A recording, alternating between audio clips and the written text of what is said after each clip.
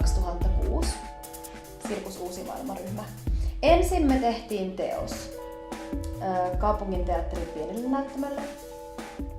Ja sen ensimmäisen teoksen jälkeen, jonka nimi oli Uusi Maailma, me perustettiin ryhmä nimeltä Sirkus Uusi Maailma.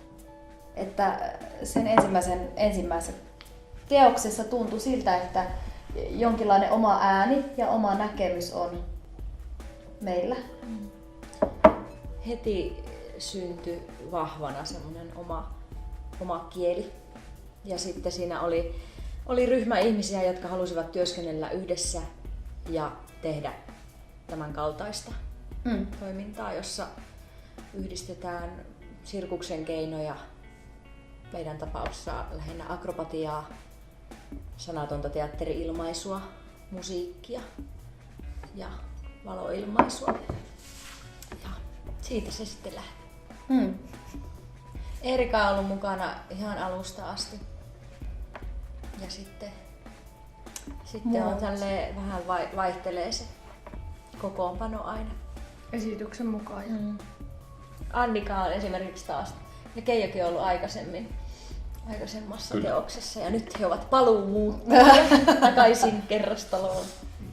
Niin, ja on sekä live-musiikkia että taustanauhamusiikkia. Se on tärkeä juttu. Musa on tosi isossa osassa ollut aina musiikki. Sirkus Uusi Maailma on esiintynyt ulkomailla.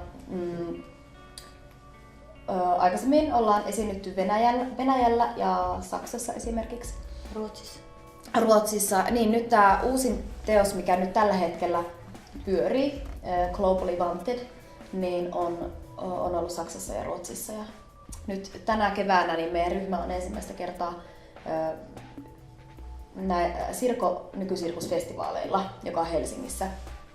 Että me tehdään ehkä aika paljon erilaisia juttuja. Sen lisäksi meillä on lyhytteoksia, performansseja.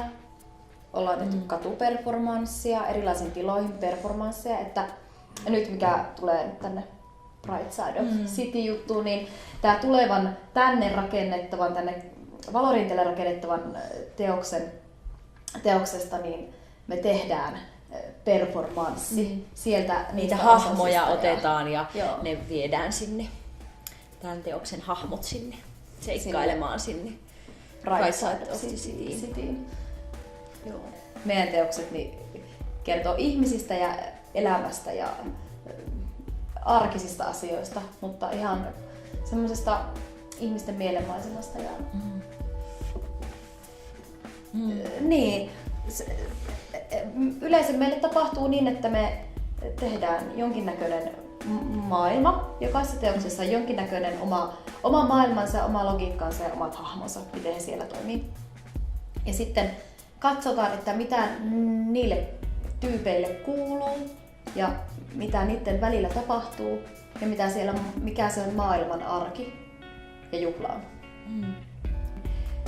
On siellä varmaan joku sellainen ihmisten halu kohdata ja semmoinen huomion ja rakkauden kaipuu. Siellä ehkä on kautta linjan tämmöinen punainen lanka. Niin, ehkä tässä korostuu, että tämä tehdään hirveän henkilökohtaisella tasolla. Että nimenomaan, että kaikki tuosta omaa persoonaa. Niin intuitiivisesti ja hienovaraisella skaalalla. See you on the bright side of the